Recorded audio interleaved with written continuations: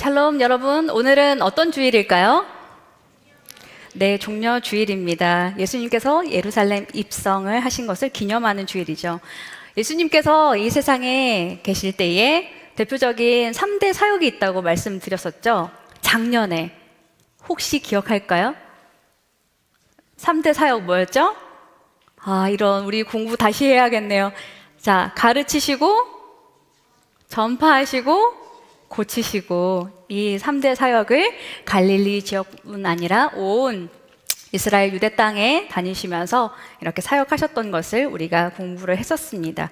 이렇게 오랫동안 3년여 동안 이 가르치시고 전파하시고 고치시는 사역을 하시다가 이제 때가 이르러서 예루살렘 성을 향해서 나아가시죠. 이제 성 가까이에 왔을 무렵에 제자들에게 명합니다. 2명의 제자에게 너희들 맞은편 마을로 가서 거기서 준비된 나귀와 나귀 새끼를 데려와라. 내가 그걸 타고 들어갈 거야. 얘기를 하시죠. 그리고 정말 말씀하신 대로 거기에 준비가 되어 있었고 제자들이 그것을 데리고 왔습니다. 그리고 예수님께서는 이 나귀 새끼를 타고 예루살렘 성으로 들어가게 되시죠. 이것은 구약 성경 스가랴 9장 9절에 나와 있는 말씀을 성취하기 위해서 이 행위를 하셨던 것을 우리는 알 수가 있습니다. 말씀을 보면 시온에 따라 크게 기뻐할지어다. 예루살렘에 따라 즐거이 부를지어다. 보라, 내 왕이 내게 임하시나니 그는 공의로우시며 구원을 베푸시며 겸손하여서 나귀를 타시나니 나귀의 작은 것 곧 나귀 새끼니라 라고 말씀하시죠. 이 예언의 말씀이 예수님을 통해서 그대로 이루어졌습니다. 이 나귀 새끼를 타고 가시는데 수많은 사람들이 몰려와서 환영하죠. 종려나무 가지를 흔들면서 자기들의 겉옷을 또 벗어드리며 그렇게 열렬히 수많은 사람들이 환영하였다라고 성경은 기록하고 있습니다. 이렇게 환영할 때에 많은 사람들이 큰 소리로 외쳤는데요. 성경을 보면 호산나 찬송하리로다. 주의 이름으로 오시는 이 곧 이스라엘의 왕이시여. 이렇게 큰 소리로 수많은 사람들이 예수님을 환영했던 것을 구약 성경 곳곳에서 동일한 본문을 통해서 알 수 있습니다. 이것은 단순히 예수님을 향해서 어떤 훌륭한 선생으로 이들이 인정하고 또 존경을 표하기 위해서 이런 행사를 했던 것이 아님을 알 수 있죠. 예언의 말씀과 또 군중들의 이 외침 속에 동일한 표현이 있는 것 여러분 발견하셨습니까? 어떤 표현? 너무 순식간에 지나가서 잘 모르겠죠? 네. 어떤 표현이 동일하게 들어있냐면 한 글자인데 뭘까요? 한 글자. 네, 왕이라는 표현이 중복되어 있습니다. 왕은 절대 권력을 가진 존재로 한 나라의 주인을 뜻하죠. 왕은 그 나라의 주인이기 때문에 자기 백성들을 보호하고 또 인도할 책임을 가지고 있습니다.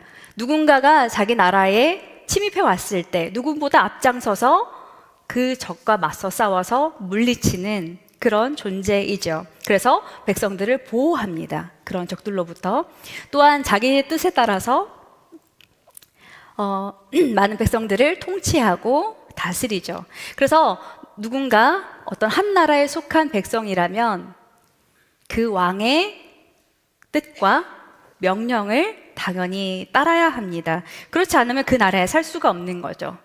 예수님께서는 예루살렘 입성 하시면서 보여주신 그 모든 모습들, 또 군중들의 모습들, 이 모든 전체를 통해서 예수님께서 이 땅에 메시아, 기름 부음 받은 자, 왕으로 오셨다는 것을 우리는 분명히 알 수 있습니다. 그런데 예수님께서는 왕이 존재하지 않는 곳에 처음으로 왕이 되시기 위해서 오신 것이 아니라 되찾으러 오신 거예요. 잃어버린 자기 소유, 잃어버린 자기 백성들을 되찾기 위해 오셨습니다. 요한복음 18장 36절을 보면 이제 예수님께서 신문을 받으시거든요. 그때 이렇게 대답을 하시거든요.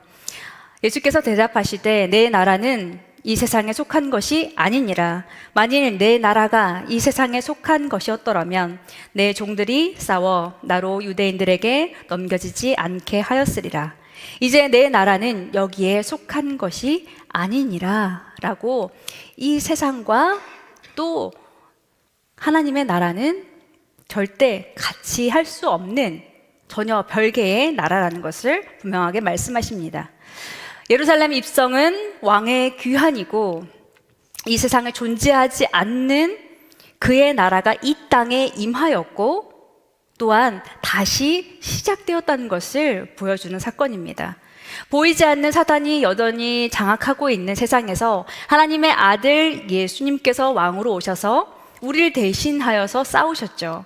어둠이 가득한 이 세상 가운데서 빛을 비추시고 무질서와 악으로 가득한 곳에 하나님의 선과 진리를 선포하시고 세워가십니다. 예수님께서는 자기 나라, 자기 백성들을 회복하기 위해서, 되찾기 위해서 하나님 아버지의 뜻과 방법을 따라서 묵묵히 주어진 길을 가십니다. 예루살렘 입성 이후에 모든 여정이 그러한 여정이었죠. 누가 진정한 나의 주인이며 나의 왕인지 모른 채 사탄의 그 다스림을 받고 또 이 세상에 고통받고 있던 이스라엘, 바로 우리 모두를 위해서 말입니다.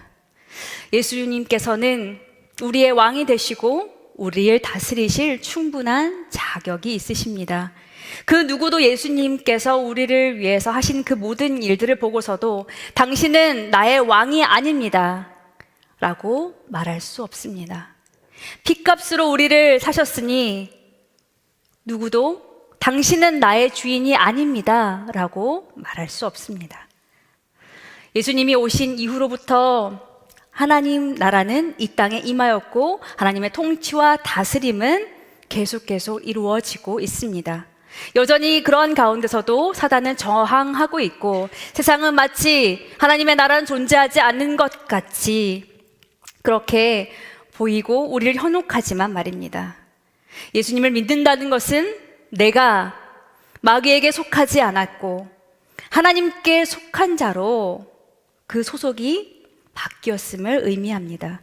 또한 마귀가 아니라 어떤 세상에 있던 그 무엇이 아니라 하나님이 나의 왕이시오 나의 주인으로 모시고 섬기는 것을 의미합니다.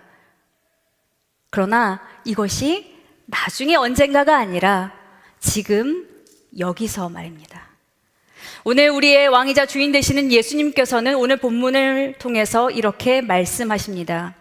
한 사람이 두 주인을 섬기지 못할 것이니 혹 이를 미워하고 저를 사랑하거나 혹 이를 중히 여기고 저를 경히 여김이라. 너희가 하나님과 재물을 겸하여 섬기지 못하느니라 라고 말씀합니다. 오늘 본문에서 분명히 예수님께서는 사람은 두 주인을 섬길 수 없다라고 말씀하셨어요.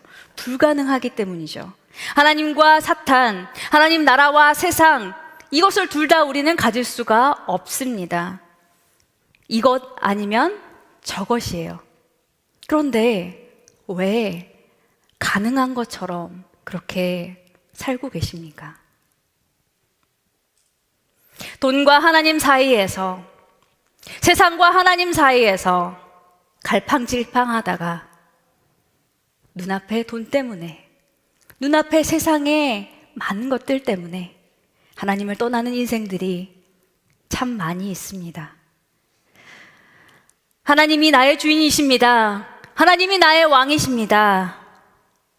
하나님의 다스림과 인도를 받기 원합니다 라고 고백하면서 왜 여러분 자꾸 세상에 미련을 두고 세상에 곁눈질 하십니까?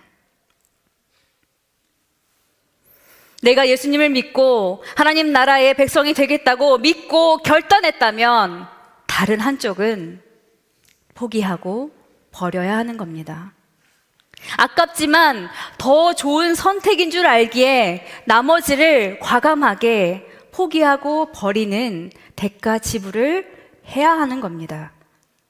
오늘 예수님께서 이렇게 너무나 분명하게 말씀하셨음에도 불구하고 세상에서 하나님을 주인으로 삼기보다 돈을 하나님보다 더 사랑하며 주인으로 섬기는 이들이 많이 있습니다. 하나님께서는 우리의 신앙생활 영역 안에서만 주인이 되기를 원하시는 것이 아니라 우리의 실제의 삶 전부 가운데서 주인 되기를 원하십니다. 예수님께서는 정말 많은 고난과 아픔과 멸시 가운데서도 하나님을 포기하지 않으셨죠. 하나님 편에 서기를 주저하지 않으셨던 것처럼 우리도 하나님 편에 서서 세상의 가치와 세상의 유혹에 맞서 싸워가야 합니다. 예수님을 믿고 주님으로 따르는 사람, 하나님 나라의 백성이 되었기 때문입니다.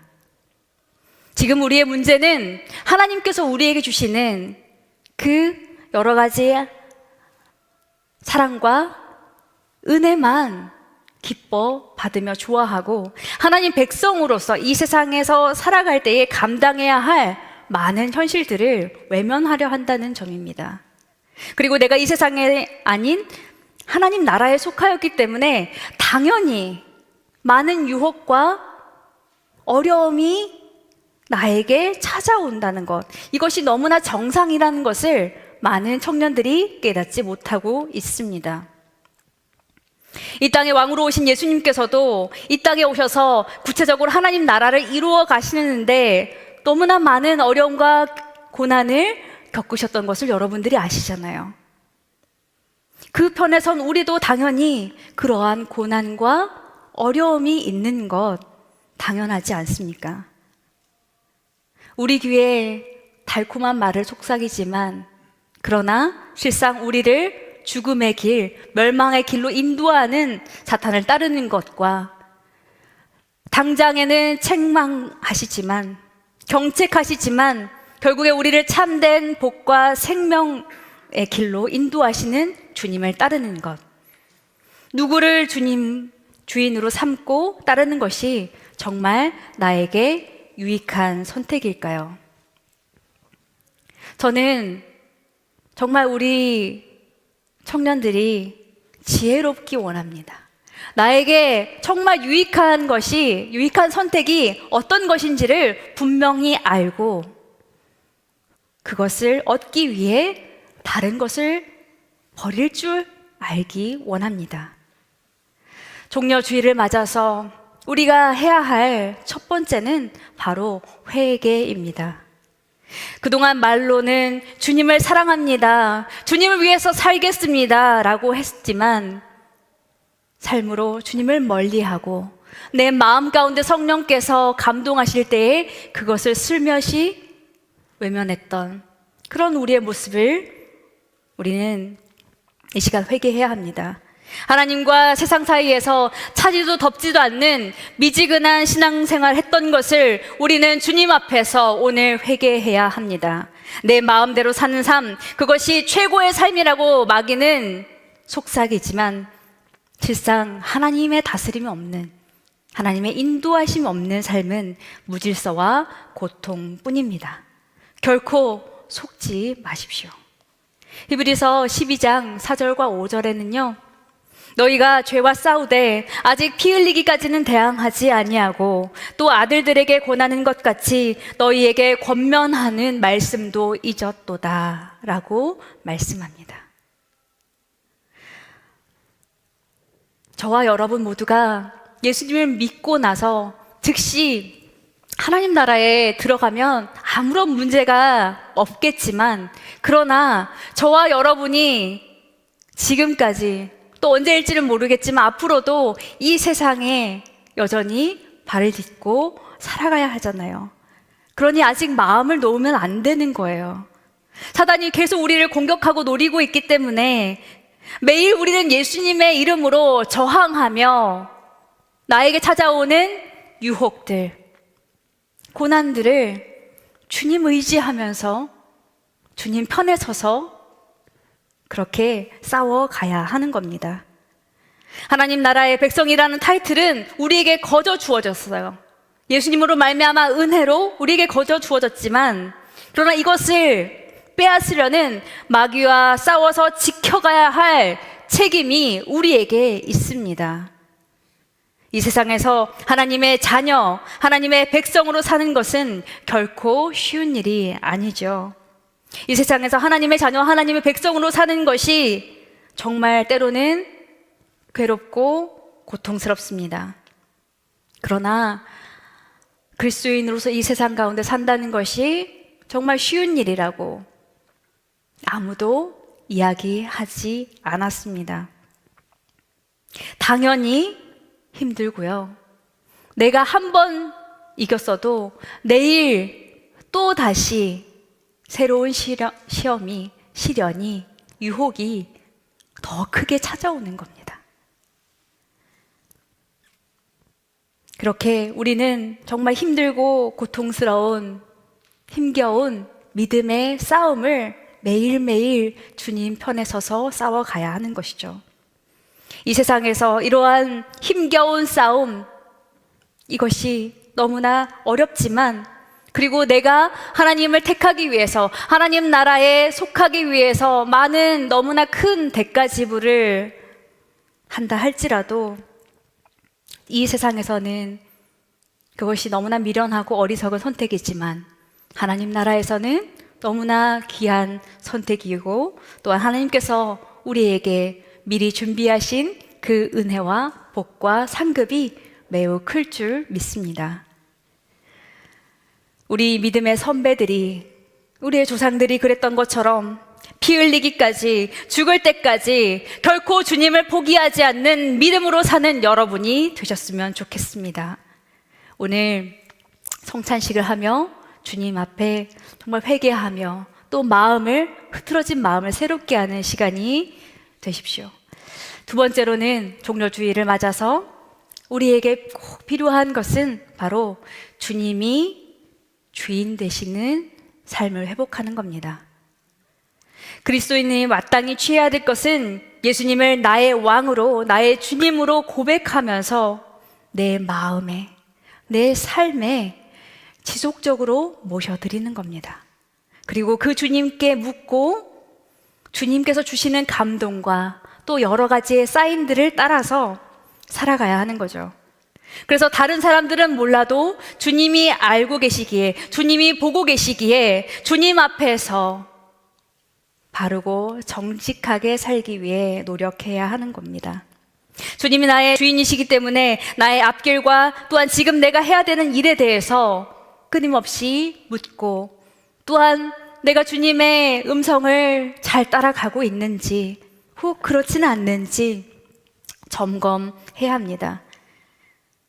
그렇지 않으면요, 나도 모른 채 하나님 뜻에 반하는, 하나님과 상관없는 선택을 하고 살아갈 위험이 다분히 있기 때문입니다. 또한 어떤 자리이든지 나에게 맡기신 일을, 나에게 맡기신 삶을 충실히 감당하며 살아내는 것, 최선을 다하는 것, 이것이 하나님을 기쁘시게 하며 주님 보시기에 아름다운 삶임을 믿고 그렇게 주님 앞에 살아가야 할 것입니다. 나의 생명은 내 것이 아닙니다.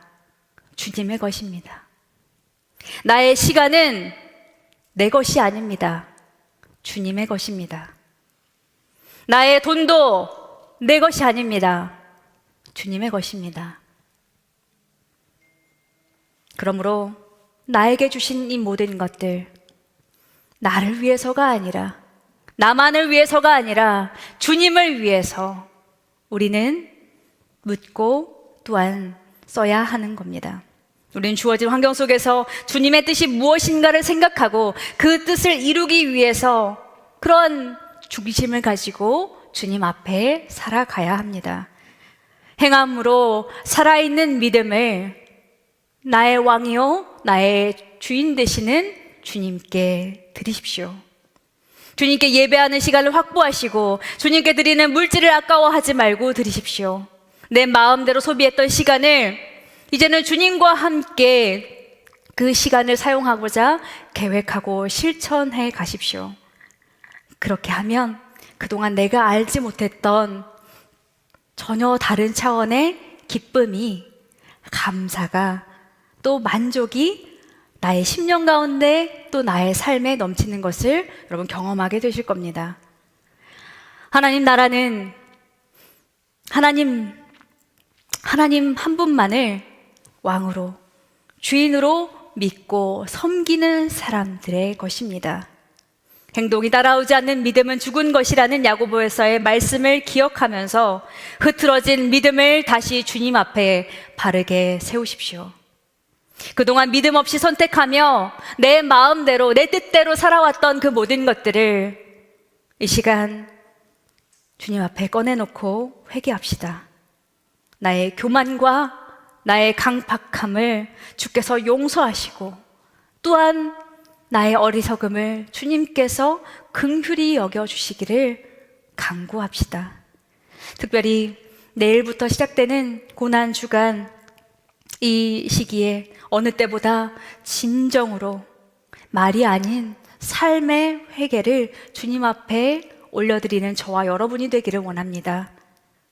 그리고 주님을 나의 삶의 중심에, 최우선에 두는 것을 회복합시다. 오직 예수님만이 나의 주인이십니다. 예수님만이 나의 왕이십니다. 나의 물질도, 나의 시간도, 나의 미래도, 나의 영원까지도 오직 주님의 것입니다. 주님의 손에 있습니다.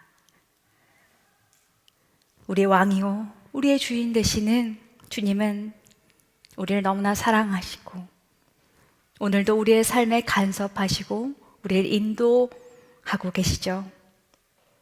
또한 복된 길, 생명의 길로 우리를 오늘도 이 시간에도 인도하고 계십니다. 그 주님을 온전히 신뢰하며 끝까지 믿음으로 따르는 저와 여러분이 되기를 간절히 바랍니다. 이 시간 침묵으로 딱 1분만 우리 먼저 주님 앞에 회개하며 기도하는 시간을 갖겠습니다.